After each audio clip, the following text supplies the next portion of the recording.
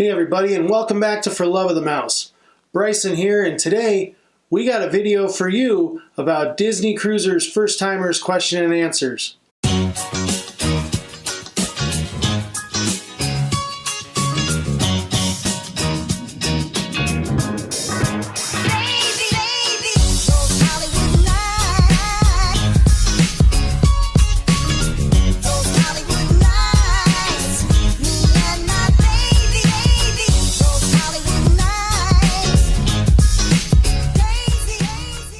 Before we get started, just wanted to say thank you for stopping by and watching this video. If you like what you watch, please hit that thumbs up for the like, and if you don't like it, it's okay to go ahead and hit that thumbs down. But most of all, click that subscribe button down in the corner, and there's a little bell icon next to it. Please click on that and you'll be notified of all our new videos on Mondays and Fridays. Well, as you know, Crystal and I are heading out on our first Disney cruise here in a couple weeks. And when we first started thinking about doing a Disney cruise, we had a ton of questions that we had no idea the answer to. Of course, we've been to Disney World time and time again, and we like to think we kind of have an idea what we're doing there. But when it came to Disney cruises, we knew nothing. So what I'm doing today for you is I'm going to put out the main questions we asked ourselves, what we wanted to know, and the answers we found. First off, our big deal is water. We drink so much water, and it's really easy when you stay at Disney World to get it shipped right to your room. Amazon, Instacart, all of them will send it right to your resort. So we were wondering, can you do that on the cruise ship? Can we just ship something to the port? The answer is no. The only way you can bring a case of water onto the ship is if you carry it. And even then, you're going to be carrying that case of water around until they open up the staterooms and you can go to your stateroom and set it down. You cannot put it in your checked luggage. If you want to bring a case of water, be prepared to carry it around with you. Next question I asked myself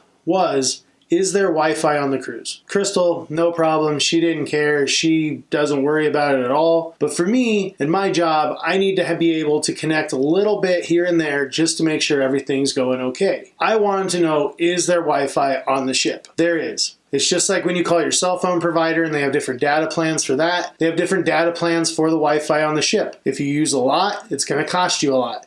If you use a little, it's going to cost you a little. It's basically up to you and how much time you want to spend connected. I, however, recommend unplugging as much as possible.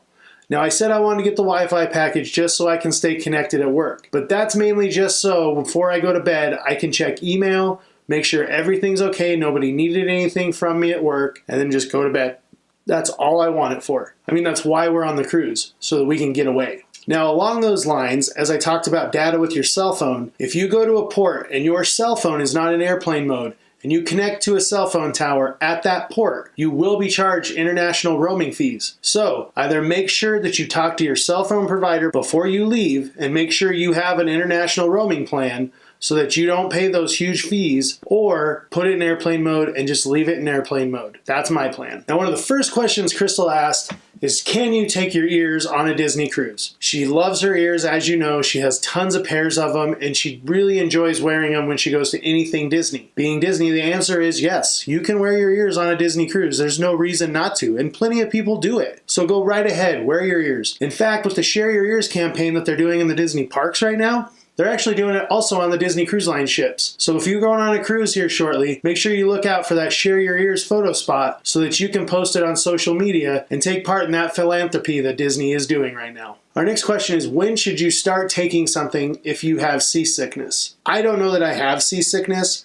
Crystal knows she doesn't. But sometimes when we do some roller coasters like Big Thunder Mountain, I get a little queasy in my stomach and it kind of hurts, and I don't want that feeling at all when I'm on this cruise. So what we're going to do, and Crystal's going to do it as well, just in case, couple days, right when we get to Disney World probably, we're going to start taking Dramamine. So then when we get on the ship, it's in our system, we're ready to go, no problems, and we can just enjoy our cruise. Because one of my biggest fears when we first started talking about the cruise was getting seasickness and being on a boat. That's not fun. Nobody would enjoy that. So we're going to take our Dramamine early, make sure it's in the system and ready to go, and then we're just ready to go off on our adventures. When we first started looking into the cruises, we started hearing about rotational dining. And I literally remember sitting there and being like, what is rotational dining? Well, plain and simple, it's rotating where you eat. So we're going on the Disney Dream. And on the Disney Dream, there's 3 restaurants. Royal Palace, Enchanted Gardens, and Animator's Palette. So what that means is we will rotate between those 3 restaurants every night, and we will eat somewhere different every single night. Now, where this can differ is if you're going on a longer cruise, or if you just want to do it, they have restaurants called Remy and Palo, which are extra charge restaurants and not included in your initial payments, and they're a little bit fancier, adult-only restaurants for you to go to, and if you want to do that, you can definitely choose to do it, and you can give up one of those rotational nights at the included restaurants and add on and go to Remy or Palo. Now with that,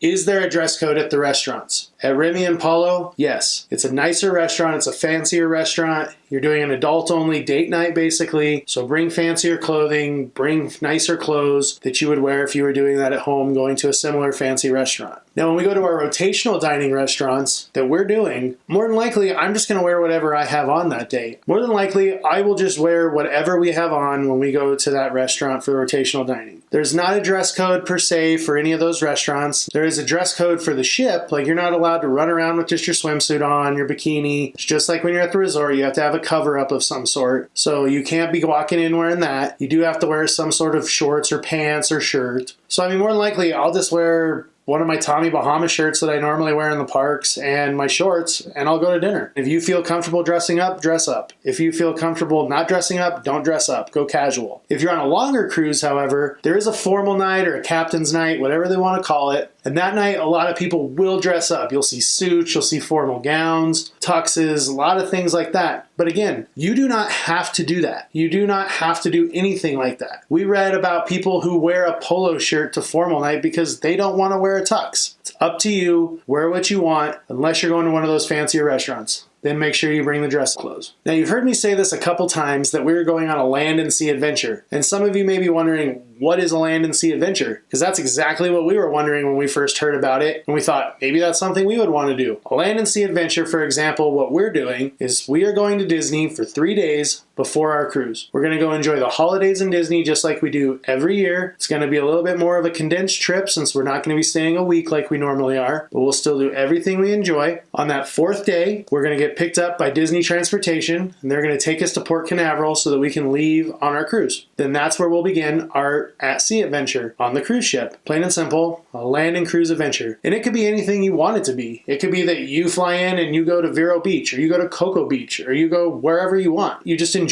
your vacation on land. And then when it's time, you head to the port, you get on your ship, and you enjoy your adventure at sea. A few other tips I have for you is this: remember that you do not have to get off the ship at any port. If you want to stay on the ship, go right ahead. Crystal and I have made the decision when we get to Nassau, Bahamas, we are staying on the ship. We do not want to get off. We want to enjoy the ship, all the activities that they have on there. That was one of the things that really worried me when we were doing this short of a cruise, is that I wouldn't be able to enjoy everything the ship has. Now, I don't think I'm going to be able to enjoy everything, but I'm going to be able to enjoy more. And I'm going to get more relaxing time, which is something we both really want. Because we're not going to go to port, we're not going to do excursions, we're just going to have a day to ourselves on the ship and do whatever we want. Also, look into doing a fish extender. It's a way to get to know other people on your cruise before you even get on your cruise. We're going to do a whole nother video about fish extenders, what they are, what they entail, how to find them.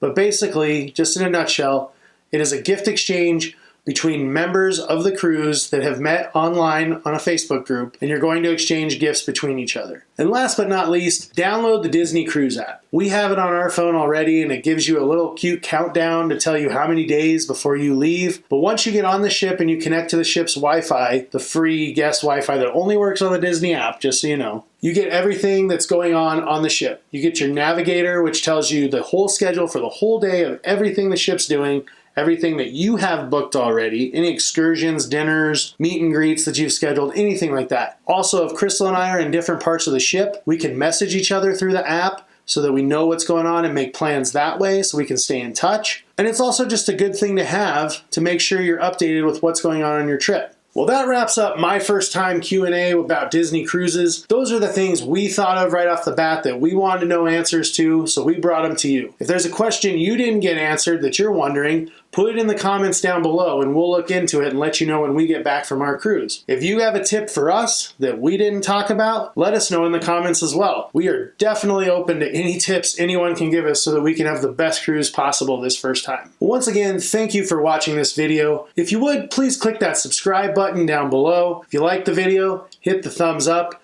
And of course, most of all, Thank you so much for just supporting and watching the video, and never forget that it all started with a mouse.